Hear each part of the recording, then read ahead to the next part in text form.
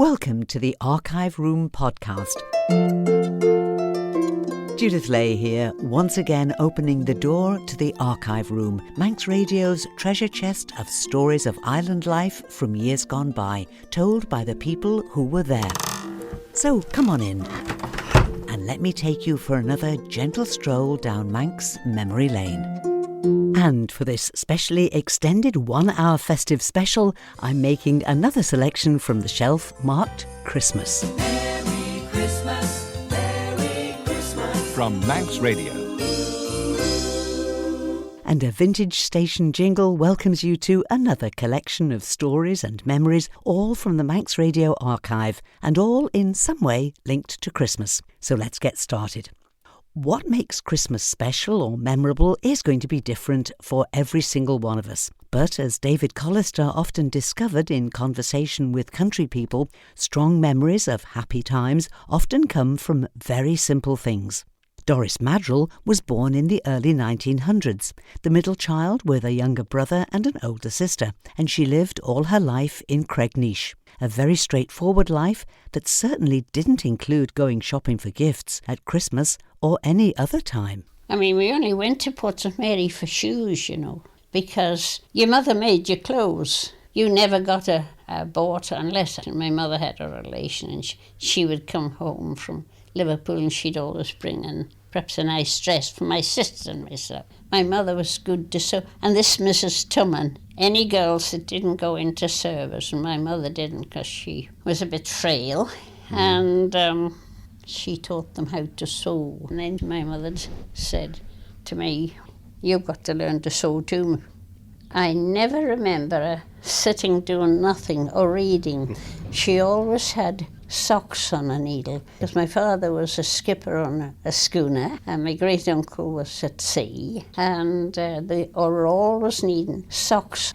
What sort of games would you play? It's what I've told you. My father was a schooner skipper, and a lot of his trade, if it wasn't to Liverpool or Runcorn, it was up to Threshlyn, and then he would get a cargo there and go right down to Methil, down on the east coast of England, I suppose it was. So I said once to my mother, "How did you manage for Father Christmas?" Of course, I was gone in years, 21 then. Well, she said, when your father was away, he would look round for a spinning top, and of course, if there was one, that had to be two. You see, because my sister, and there'd be 2 dolls, and then there'd be skipping ropes. And of course, we were so well off because we had skipping rope with bells on, you see. Right. But you see, I suppose he only went round the markets, and he would buy enough for our... Father Christmas. Yes. It was skipping ropes. Then we had wooden tops that had a whip, and we had hoops. Well, that was only to put round when you went down to the well for water. And that hoop was supposed to keep your clothes dry. But if you couldn't find your wooden hoop, you'd take this hoop and there was a crook going with it, you know. My goodness, we could do wonders with them, you know. Could you? Oh, yes, and some of the boys could do all sorts of things, you know. And I remember one of the boys, he took one of the wooden hoops and he put it round his waist and he was rigged. And he started doing the hula hoop, did he? Yes, that was before we ever heard of it. Oh, right. Of course, before hula hoops were invented, really. So later on, of course, boys used to take the wheels off old bikes and use them, didn't they? Yes, oh yes. And then, of course, the boys up at the letterbox, at the pillar box as we call it, they had a patch and it was polished clean with their caps or their sleeves where they played marbles, and you'd hear them shouting, "Twosies, cracks, no holes over," you know. And we little ones were watching to see, you know, watching these marbles, and there was some of the boys had good glass, beautiful glass marbles. Wherever they got them, I don't know. Doris Madrill of Kermeen recalling her childhood games and Christmas gifts in conversation with David Collister. But it seems that, judging by this letter in the Isle of Man Examiner in December 1938, not everyone wants to play nicely. Sir, I am not one who would put down a bit of good-natured snowballing, but When fun passes into a wicked desire to harm passers-by, it is time for someone to intercept. Last week there was an almost fatal accident through indiscreet snowballing, when a man in charge of a pair of horses was well nigh killed by it. I regret that the youth of Douglas has not learned the lesson which this incident teaches. The other night they were on our promenade in dozens, some sliding on the concrete while others gathered large heaps of snow and stones on the roadside, with which they belaboured pedestrians, entirely regardless of the consequences. As I myself passed through this ordeal, I write most feelingly. And, of course, there wasn't a policeman to be seen along the whole promenade. Keith Teare read that letter, published in the Isle of Man Examiner in December 1938. For many years, John Kennaugh presented the popular farming programme that he described as items of interest from the Manx countryside in general and from farming in particular. And he often talked with older people, sharing their memories of living and working in the countryside. On the Peel to Glen May Road, just outside Patrick Village, is the entrance to Shinvala, the farm that once was home to Pete and Sarah Kelly and their 4 daughters. John went to visit one of those daughters, Mrs. Nancy Mills, following the publication of A Country Girl, the book Nancy wrote about her life in the country. And it was whilst they were chatting that John discovered Nancy's best Christmas memories weren't actually anything to do with presents. Now, you mentioned in your book as well that Christmas time was a very special time for you. Yes. What was so special about that for you then in your life at Shinvala? The parties. All the farms used to have parties, and we would have a party and we'd go to their parties. Mother and father used to go to Ballacraine to Christians who lived there then, and they used to have a party. Remember my mother saying she got so tired going round in these, she said once she went to Christians and she started eating off Ella, her plate, because instead of her own, and she was very embarrassed because she said she was so tired. Right. Can you think of any other places that you went to at Christmas parties then? Yes, we used to go to Quail's Ballalease with John Quail and Elsie, and they used to come to ours. We used to go to Ballacraine at Dalby. Then there was a Mrs. Ratcliffe lived there, and she used to let her house for us, the young people, to have a party. And we'd all go there. As Willie Quirks used to be an MHK. Yes, yes. His sister Annie had an old car, and we'd all squash into this car. And once it came down to Peel Hill, and one of the wheels came off. Oh. But all this part, it was all the young people used to go.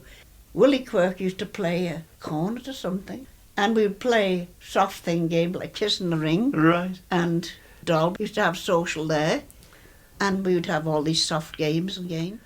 Party girl Nancy Mills sharing her best Christmas memories. This next part of the same conversation isn't really to do with Christmas, but I think you'll enjoy listening to John being taken completely by surprise by Nancy's story of the doctor and the monkey. It all started so well, chatting about the milk produced on the farm being sold via the family-run milk round in Peel. You had a milk round in Peel, didn't you? Yes. And your Uncle Bobby, I think you said, Yes. went on the milk yes. round. He was very popular in Peel because he used to get on well with all the lady customers. He was a nice man though, wasn't he? I remember him. Yes, he was always full of fun. He was. And I remember we used to tell awful tales. There was a Dr. Longson in Peel. By the bus station he had this thing, and he used to have a pet monkey.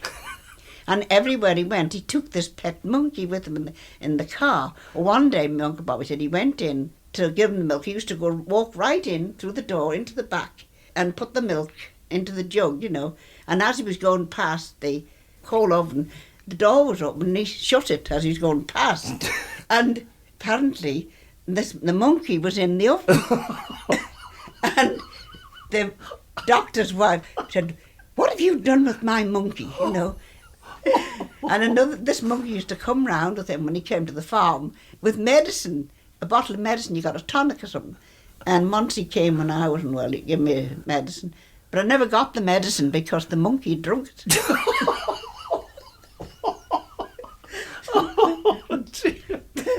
I remember that. Right. Well, what I was going to ask you before you got on to the monkey. Well, my deepest admiration to you, John Kennaugh. I don't know how you managed to carry on a sensible interview after that story. And that's the beauty of talking to people. You never quite know what you're going to hear. A few years ago, well-known Manx Radio celebrity Louise Quirk made a welcome reappearance at the station to record some Christmas-themed interviews over tea and cakes in a Laxey tea room. One of Louise's guests was the legendary entertainer Dot Tilbury, and her conversation was full of surprises of a different kind. I'd no idea that she'd been caught up in the swinging 60s, and I was really touched to hear that while she loved performing, she'd no real sense of her own power to entertain and to amuse. I was born and brought up in Crosby. My dad went from the Isle of Man to World War II, and he met my mum, who was from Newcastle, and he brought her back to the Isle of Man, and they had a local government board house which were built at Crosby, Bromwich Grove, and we were in number 3, but of course I wasn't born then. And then my sister was first, then me, then my brother Peter, and Christmas times were very happy times because we didn't have lots of toys or anything like they've got now, but we never felt deprived or anything. You know, we always sort of felt we used to get the tangerine with the silver paper on, yes, and the usual things.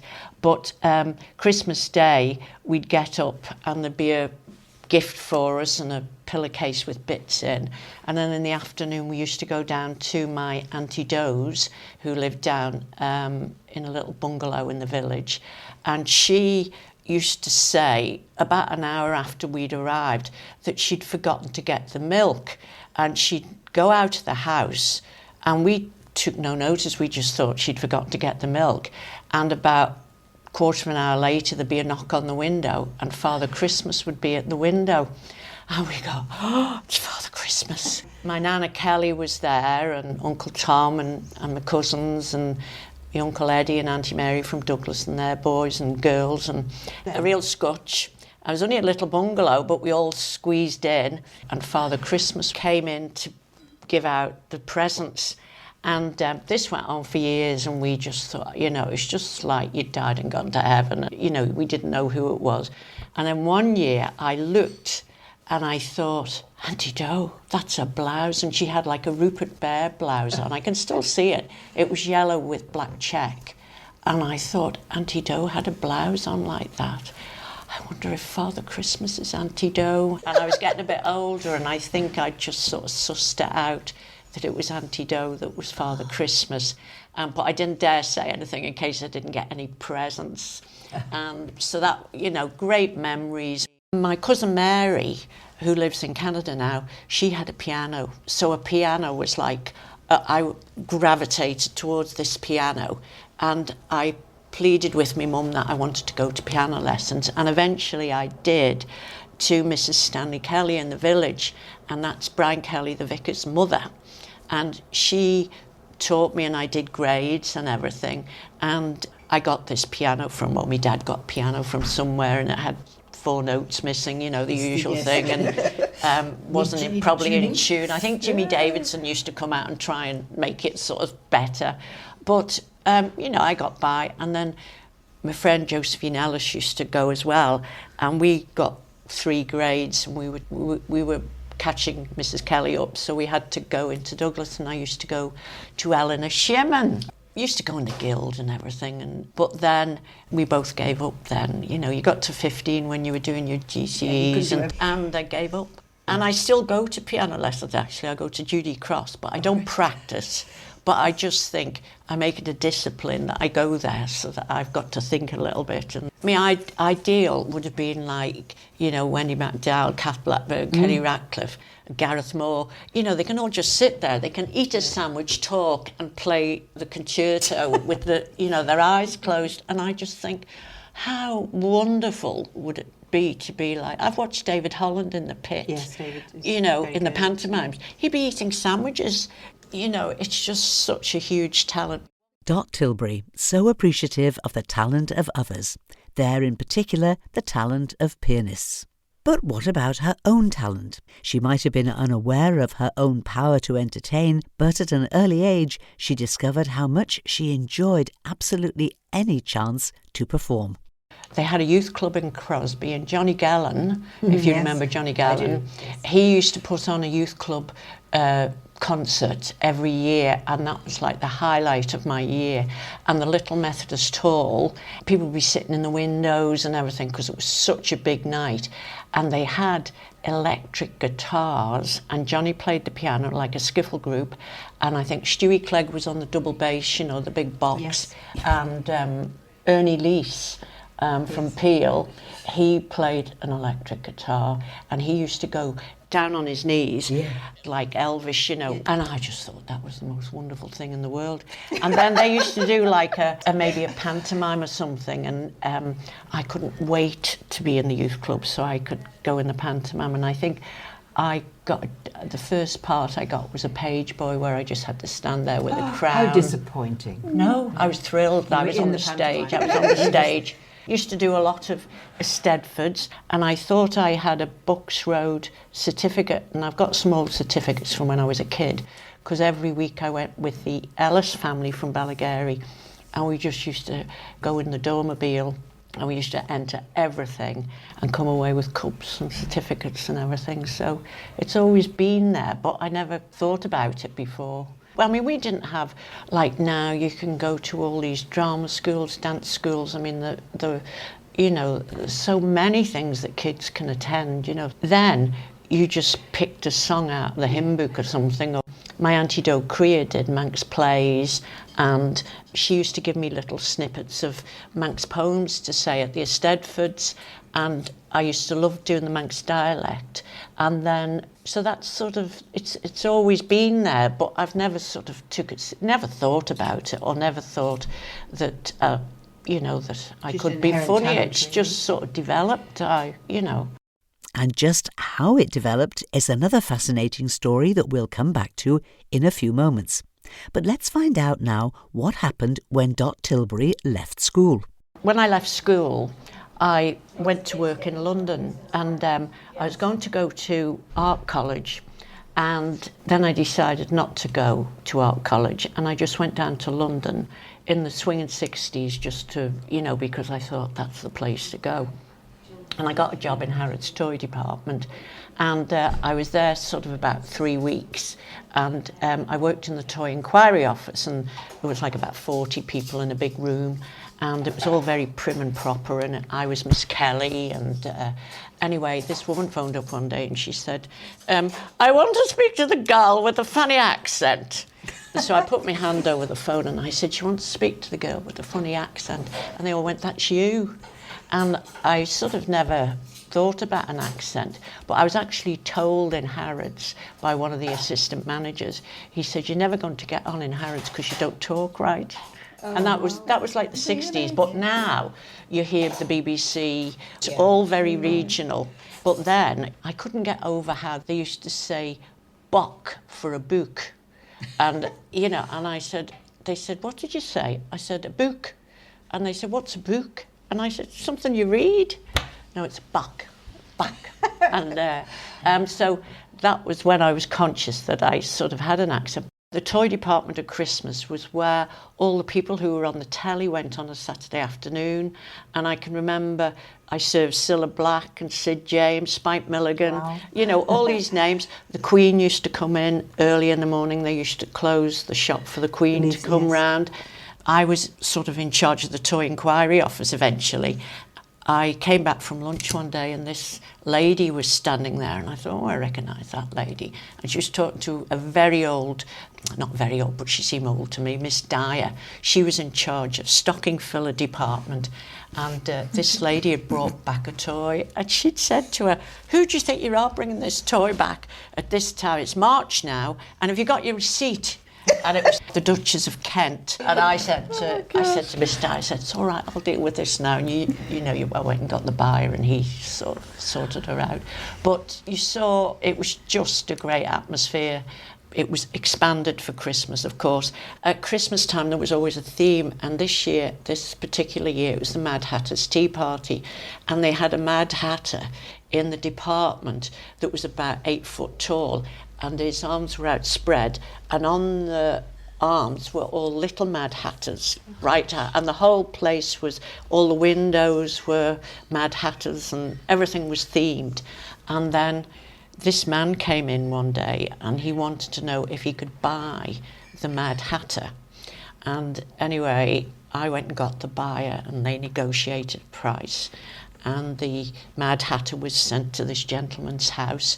And anyway, he phoned up and he complained because they hadn't put all the little Mad Hatters. He said, I bought the whole thing, so they had to send all the little Mad Hatters to them.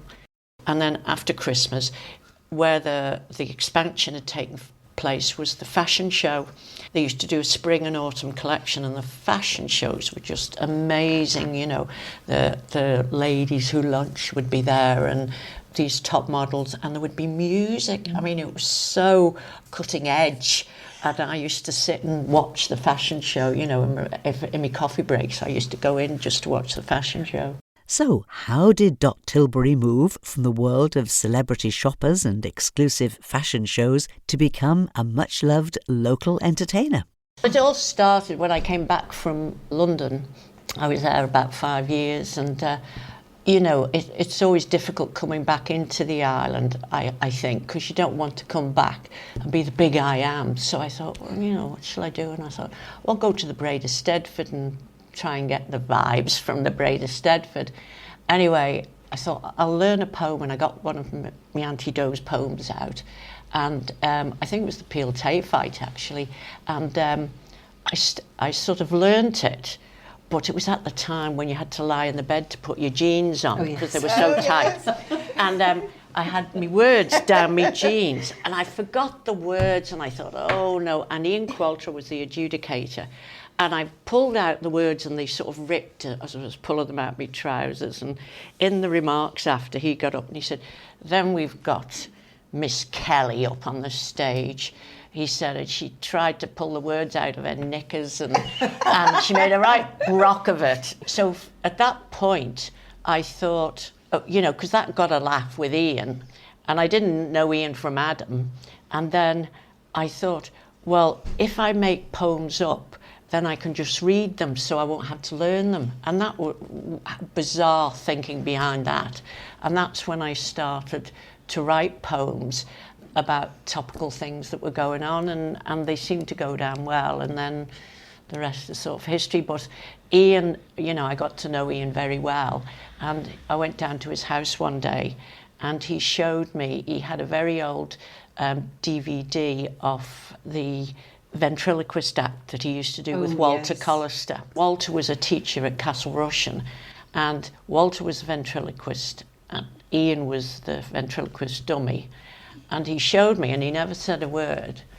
And he said, do you reckon you can do that? And I said, what, the ventriloquist? And he said, yeah. I said, I'll give it a go. And I mean, that was such an iconic, you know, twosome. And, you know, it was never the same twice. And Ian would forget his words, and we'd be rolling around the stage. And, you know, I used to have to be sort of telling him the lines and everything. But it was just hilarious. And I can still remember Wendy MacDowell in the Gaiety Theatre. I could hear her laugh when we did it at the Gaiety. And I could hear her just laughing her head off, because he just was so funny. I think he could have made it professional. He did want to. He told me once, in a sort of a weak moment, he said, I might like to have done this professionally. But of course, he said with the family business, he said he couldn't do it. But I think he, you know, he was a real touch of the Spike Milligans or the Tommy Coopers, you know, he had a touch of that about him. And you just never knew what he was going to do on the stage next.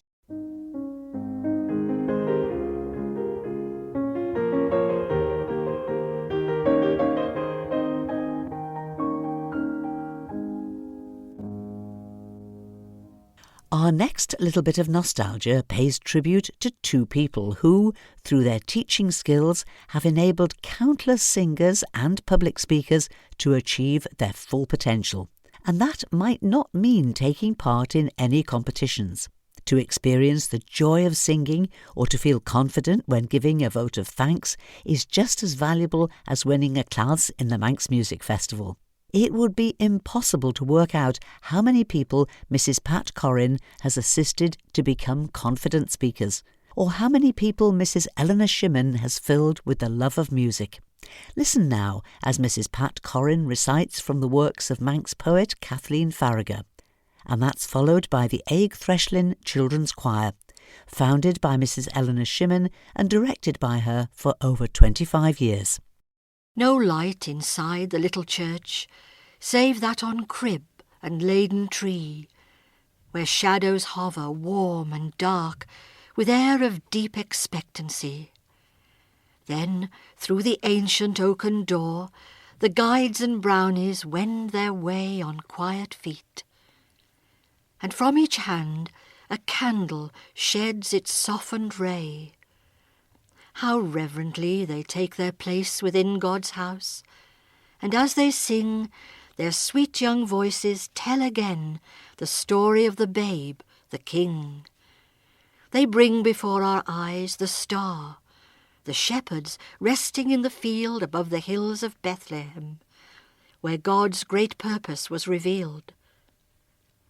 They sing the message from their hearts, their youthful faces all aglow with earnestness and joy and love. God grant, wherever they may go, that faith will guide them through the years, unfaltering, steadfast, shining bright, as when they sang and knelt and prayed in Doon's small church by candlelight.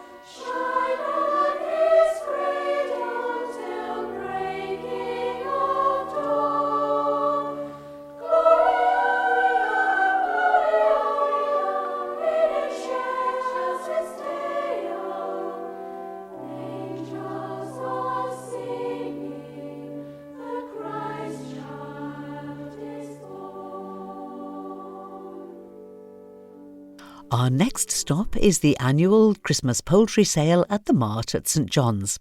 And in a moment we'll hear again from John Kennaugh as he sets the scene for the December 1998 sale and talks with auctioneer Noel Cringle. Each year at this time of the year, just before Christmas, Central Mart at St John's organise their annual Christmas poultry sale.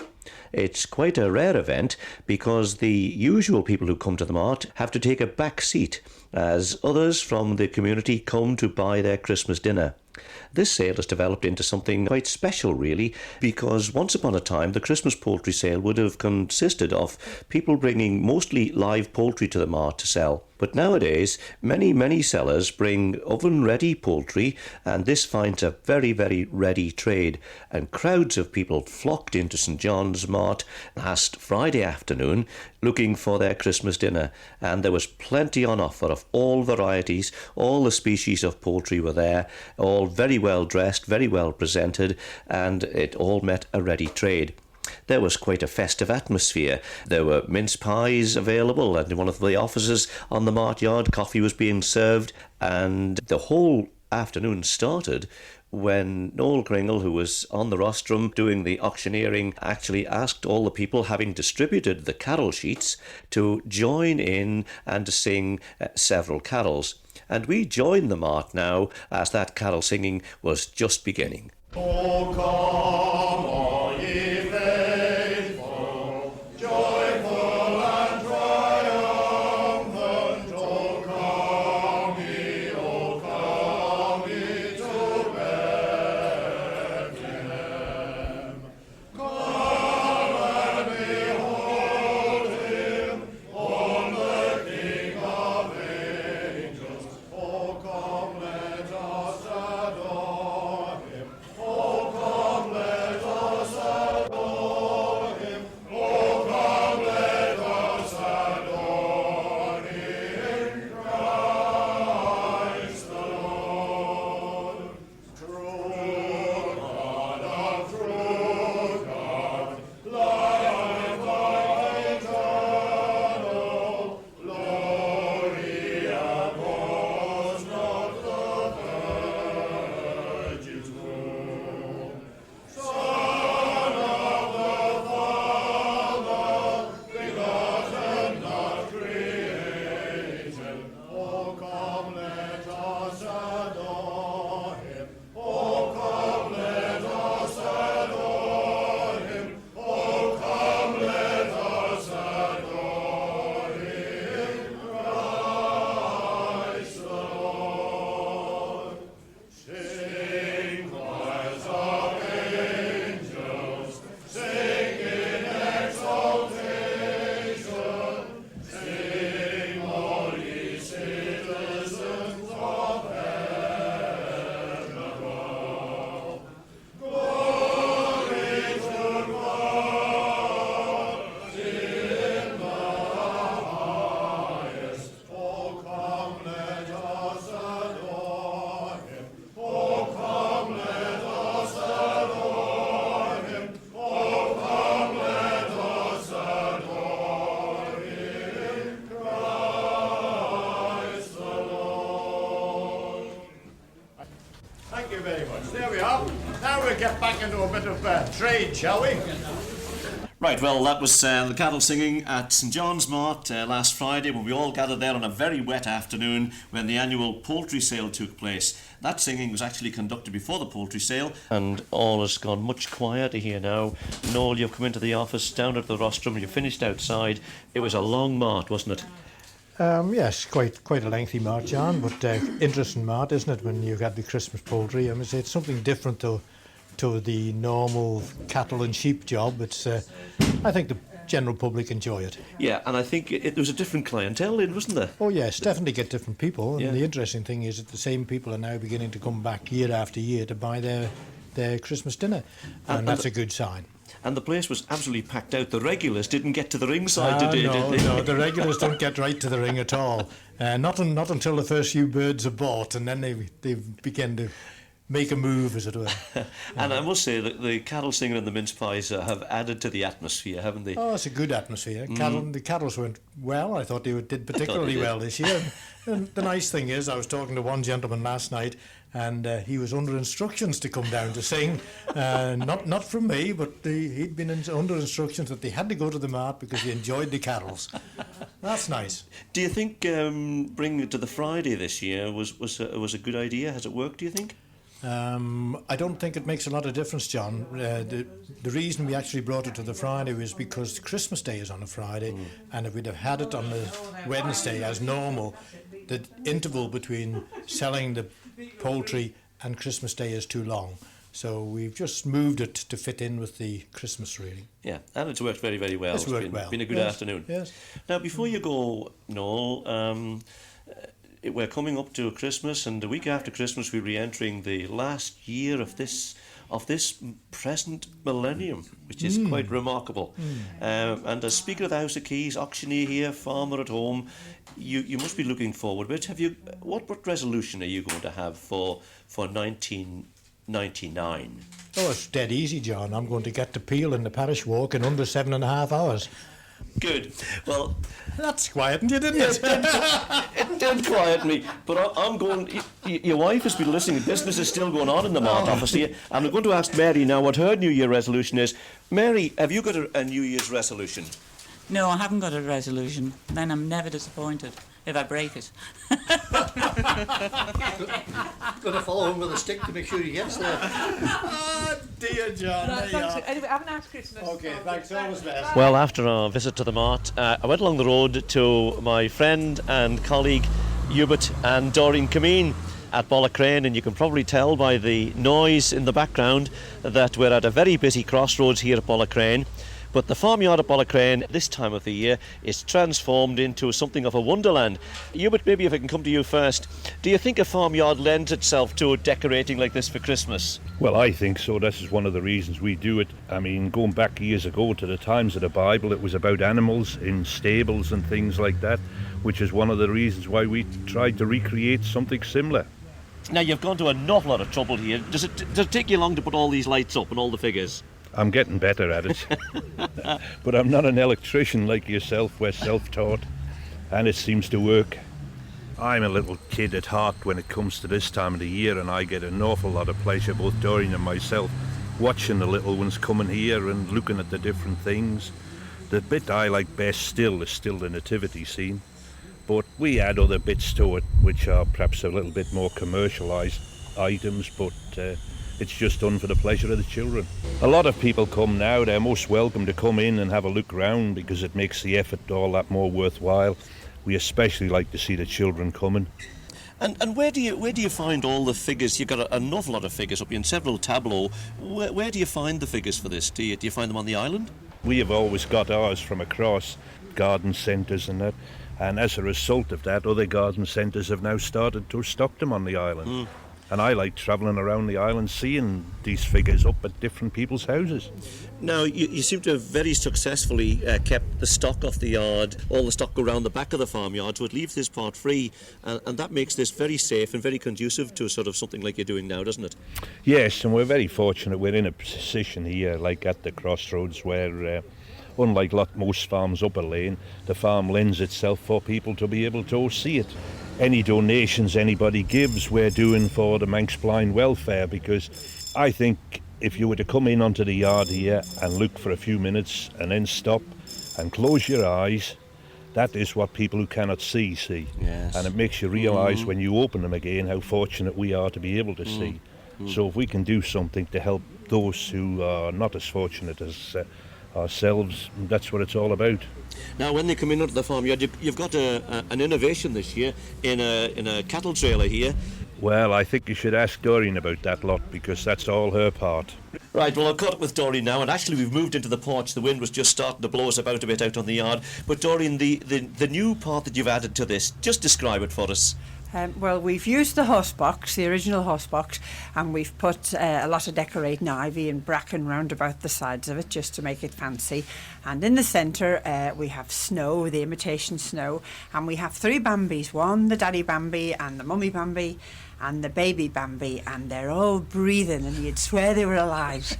And of course the kiddies all love to touch these, but we thought perhaps they'd better not touch them, you know, with electric. And we've put a little notice on the front saying, please do not touch Bambi, he's fast asleep. Shh. So this works, they stand back. It really is very realistic, isn't it? You really would think they were just lying there breathing. Yes, yeah, very, very good. Even the dogs think they're alive. We've got to watch, you know, in case they get into them. So what's your part in it all then, Doreen? My part in it, I just go around at nights and watch to see what's gone off and give you a bit of shout, and he's got to get into the electrics then. I've got a lovely story to tell you about the nativity. Have you been down there to see that? I just watched the nativity. Yes. A lady in the post office stopped me yesterday and she said she was putting her little girl to bed, and she said, I've got to tell you this story. She said, Mummy, was Jesus born at Bethlehem or was he born at Ballacraine Farm?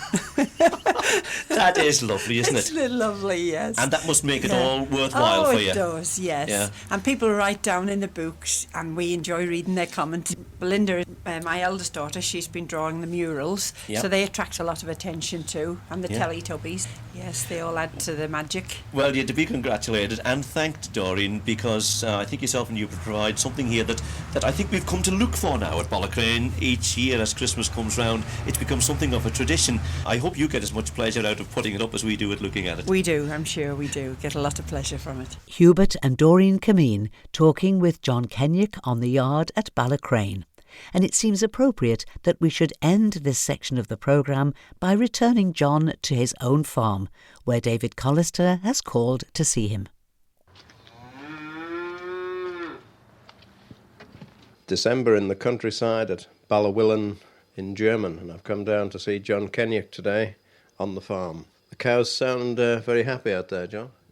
Well, they're probably not very happy, David. They're probably waiting to be fed, and that's the noise they make at this time of day. They know the time of the day probably better than we do. So that's why they were shouting as I came down the yard, is it? If you were down the yard at them, they would have expected you would have had a bucket with you ready to feed them, I think. Well, December in the countryside for the farmer means you can put your feet up and take a rest, is it? Well, you can take a rest from certain jobs. You can take a rest from the field work.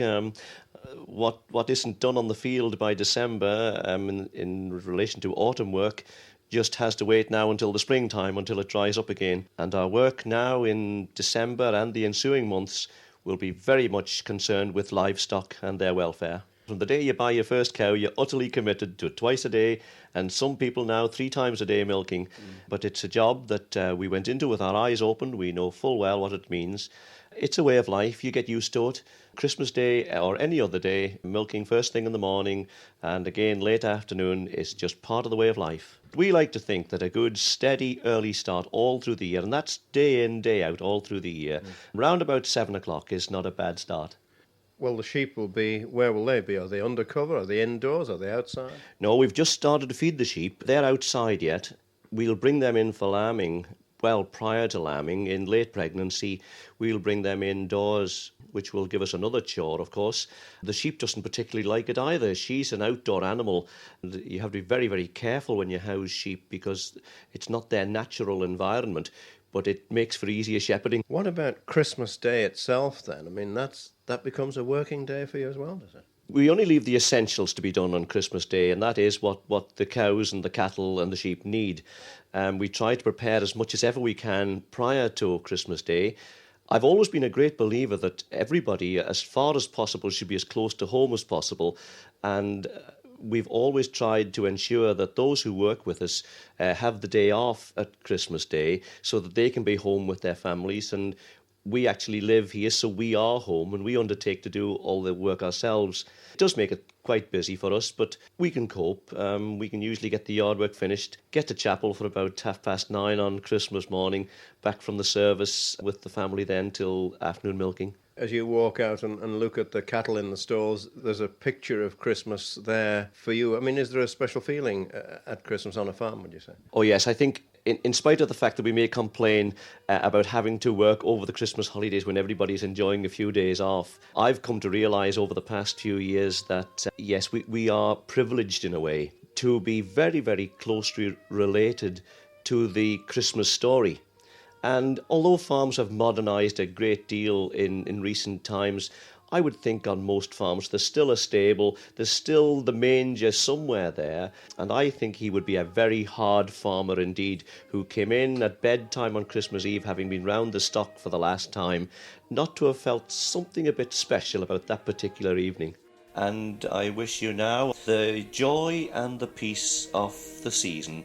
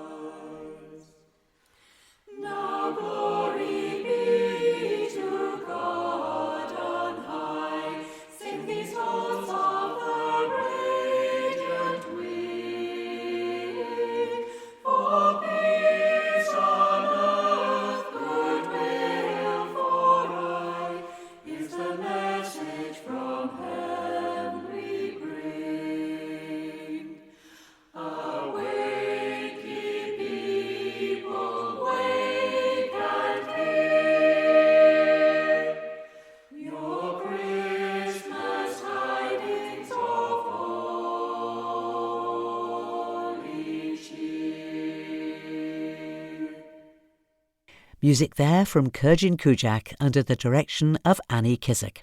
And now for something a little different. If the weather is in any way reasonable on Christmas or Boxing Day, a good walk often goes down well. But many of us would love a 16-mile hike over the island's hills, but, well, we're not quite fit enough. And that was the great appeal of Rambling with Howard Hampton here on Manx Radio many years ago.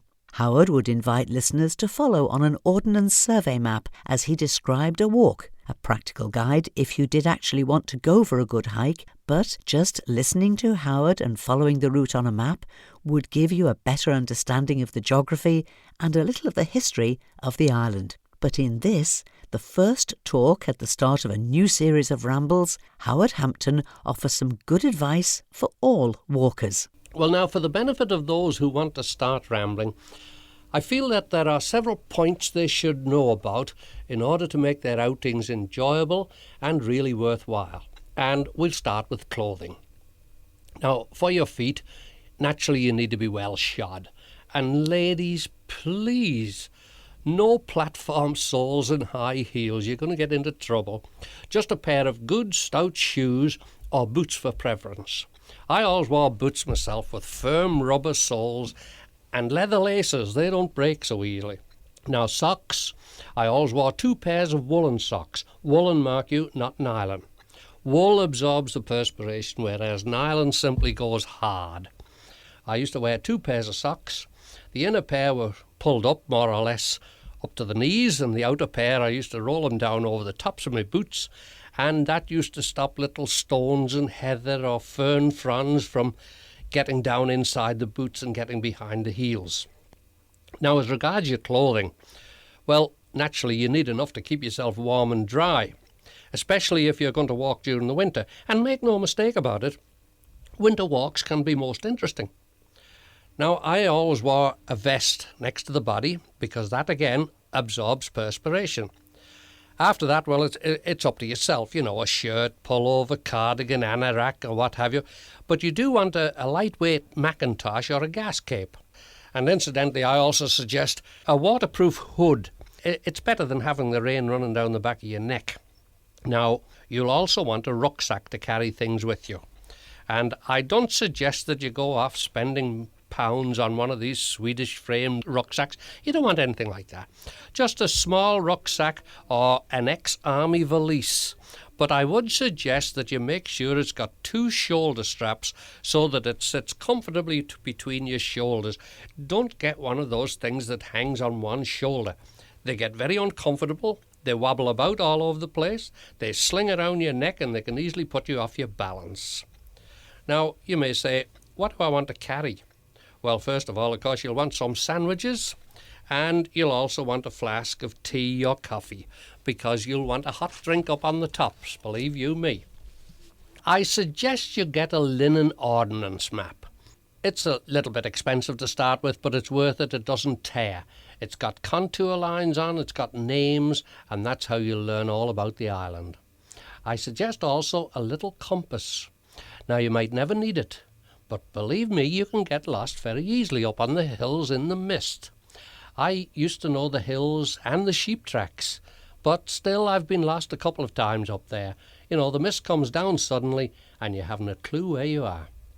When walking alone, and I often walked alone, I always took my old scout whistle with me.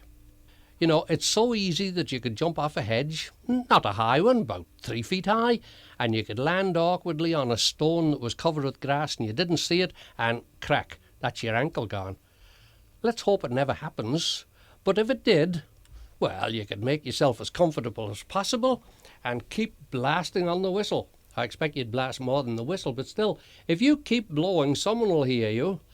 3 longs, 3 shorts, 3 longs, that's the message, and somebody will get it and come and look for you. Now, you're going to get blisters. I've had hundreds of blisters in my 50 years of rambling. There's 2 schools of thought on blisters.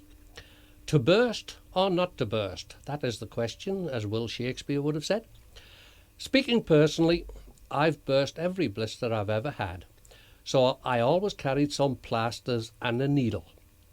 I used to keep them in a little tin box. The needle was in a piece of lint, keep it clean, and whenever I got a blister, I'd burst it, squeeze the water out, slap on a plaster, and I'd walk for miles after that. I always used to also carry a walking stick, use the walking stick, one with a crook on, and you'll be amazed the number of times that crook can help you to climb over a hedge or a stone wall. You can hook it on a convenient branch that's above you, and you can pull yourself up on it. I remember one time I even pulled a sheep out of a bog up on Sartville. I got the crook round its horn and I yanked and yanked. I bet it had a headache, but I saved its life, I reckon. Now, if you've got a dog which answers on the first command, by all means take it with you. But if it won't behave you, or it doesn't come to heel immediately, leave it at home, or you're going to get it shot. Now, I seem to have talked an awful lot today, but I consider what I've said will contribute to make your rambles most enjoyable and something to look back on, as I do, with happy memories. So long for now, yes, sir. And with that famous sign-off from Howard Hampton, I'm afraid it's time to close the archive room door on our Christmas memories. My next visit to the archive room will be on Thursday, January the 5th, when Mona Douglas will share stories, customs and legends about Old Christmas Day on the 6th of January. I do hope you can join me for that. But if you can't, don't forget that all episodes of the archive room are available as podcasts. And today's sign-off, well, I think it just has to be another vintage station greeting. This is Judith saying thank you for listening. I wish you a very good evening and a very happy Christmas. Noel Cringle as Blaine Vinor. Merry Christmas, Merry Christmas. From Manx Radio.